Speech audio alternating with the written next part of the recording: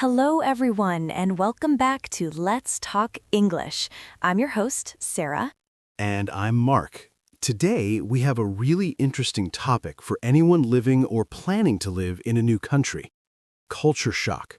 That's right, Mark. It's a very common experience, but many people don't know what it is or how to deal with it. So, what exactly is culture shock?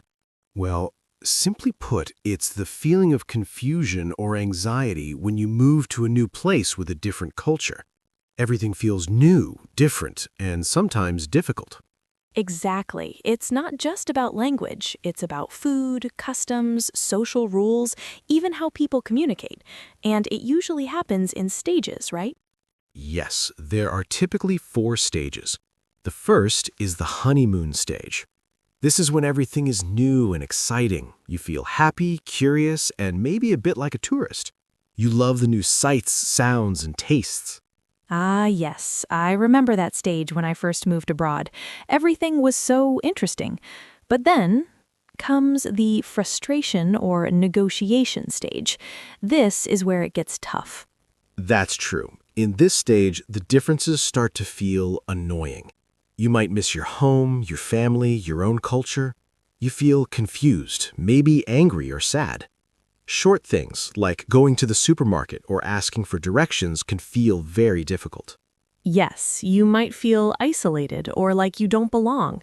It's a challenging time, but it's completely normal. What's the next stage, Mark? The third stage is adjustment. Slowly, you start to understand the new culture better. You learn how things work and you feel more comfortable. You might start making local friends and feel less anxious. Things don't feel so strange anymore. And finally, we have the adaptation stage. This is when you feel at home in the new culture. You can function easily, understand the humor, and maybe even prefer some things about your new life. It's like you've built a new life for yourself. So, for our listeners, remember that culture shock is a process. It takes time. Absolutely. If you're experiencing it, be patient with yourself. Try to learn the language, ask questions, and don't be afraid to make mistakes. Talk to other people who have been through it. And remember, it's a sign that you're growing and learning.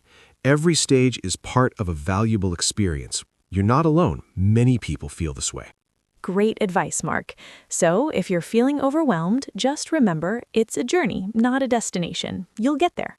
Thanks for joining us on Let's Talk English. We hope this helps you understand culture shock better. Join us next time for another interesting topic. Bye for now. See you then.